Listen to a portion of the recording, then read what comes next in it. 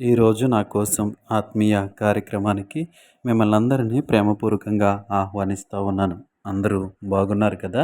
సమయంలో కొద్ది నిమిషాలు దేవుని మాటలు ధ్యానం చేద్దాం. ముందుగా చిన్ని ప్రార్థన.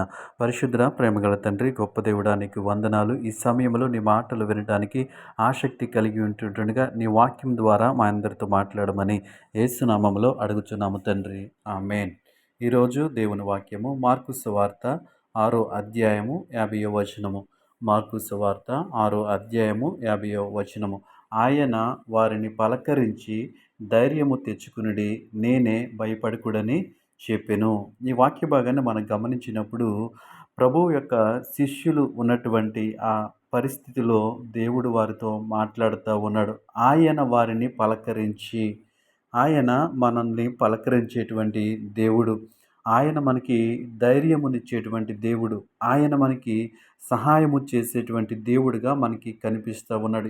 ఎవరు ఈ నేను అంటే, మనము ఎవరి మాటలైతే వింటున్నామో ఆయనే నేను అనేటువంటి మన ప్రభువును రక్షకుడైన యేసుక్రీస్తు. కాబట్టి ఆయనకున్నటువంటి లక్షణము, ఆయనకున్నటువంటి అలవాటు, ఆయనకున్నటువంటి క్రియలను మనం చూసినప్పుడు ఆయన మన పలకరించేవాడిగా ఉంటున్నాడు.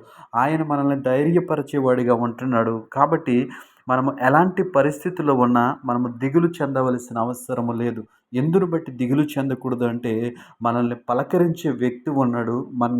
మనల్ని ధైర్యపరిచేటువంటి వ్యక్తి మనకి ఉన్నాడు. మనము భయపడుతున్నాం, దేని గురించి భయపడుతున్నామో ఆ పరిస్థితుల్లో ఆయన వీరిని పలకరిస్తూ ఉన్నాడు.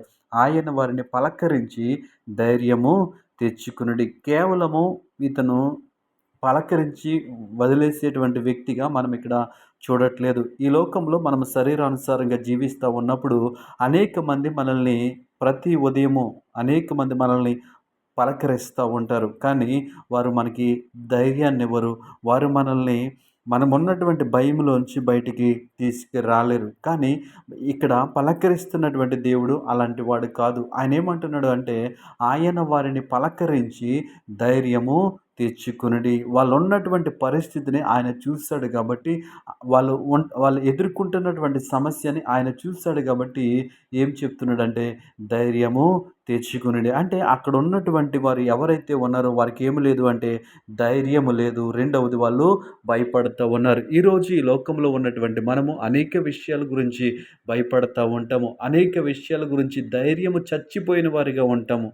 అలాంటి పరిస్థితుల్లో నీవు నేను ఉన్నట్లయితే ఈరోజు ఆయన మనతో మాట్లాడుతూ ఉన్నాడు. నేనే. ఎవరు ఈ నేనే అంటే, ఆయన పలకరించేటువంటి వ్యక్తి, మనల్ని ధైర్యపరిచేటువంటి వ్యక్తి, మనకి సహాయము చేసేటువంటి వ్యక్తి, మన దేవుడైనటువంటి ప్రభు అయినటువంటి యేసుక్రీస్తు మాటను మనం అంగీకరించినప్పుడు మనము దిగులు పడము. ఆయన మనల్ని పలకరిస్తాడు. ఈరోజు నన్ను పలకరించే వారెవరూ లేరని నిరాశలో ఉన్నవేమో, ఈరోజు ధైర్యము చెప్పేవారు ఎవరు లేరని నువ్వు ఆలోచన చేస్తూ ఉన్నవేమో, నీ ఆలోచనను ఎరిగినటువంటి దేవుడు, నీ స్థితిని ఎరిగినటువంటి దేవుడు ఈ వాక్యం ద్వారా నీతో మాట్లాడుతూ ఉన్నాడు. ఆయన వారిని పలకరించి ధైర్యము తెచ్చుకునుడి, నేనే, భయపడకుడని చెప్పాను. కాబట్టి ఆ దేవుని మాటను మనం విన్నప్పుడు, ఆయన స్వరాన్ని మనం విన్నప్పుడు మనకేమొస్తదంటే ధైర్యం వస్తది. రెండోది, మనము భయపడకుండా ఉండగలము. ఎప్పుడంటే ఆయన మాటను మనము విన్నప్పుడు. ఆయన మాటను మనం విన్నప్పుడు మనము ధైర్యము కలిగి ఉంటాము. కాబట్టి ఈ మాటలు వింటున్నటువంటి మనము ఎలాంటి పరిస్థితుల్లో జీవిస్తూ ఉన్నామో, ఎలాంటి జీవితాలు మనము జీవిస్తూ ఉన్నామో, ఎలాంటి పరిస్థితుల మధ్య ప్రయాణం చేస్తూ ఉన్నామో, ఈ మాటలు వింటున్నటువంటి నీవు ఏ స్థితిలో ఉన్నావో నాకు తెలీదు కానీ దేవుడు నీతో మాట్లాడుతూ ఉన్నాడు ఈ సమయంలో. నేనే, భయపడకుడి, ధైర్యము తెచ్చుకునుడి. ఎవరు ఆ నేను అంటే ప్రభువు అయినటువంటి యేసుక్రీస్తు. ఆయన విడిపించటానికి సమర్థుడు, ఆయన ధైర్యపరచటానికి సమర్థుడు, ఆయన పలకరించేటువంటి దేవుడు, ఆయన పలకరించి వదిలేసేటువంటి దేవుడు కాదు. కాబట్టి ఈ మాటలను బట్టి మనం ధైర్యం తెచ్చుకుని ఆయన యందు విశ్వాసం ఉంచి ముందుకు సాగుదాం. అట్టి కృప దేవుడు మనకు అనుగ్రహించును గాక. ఆమేన్.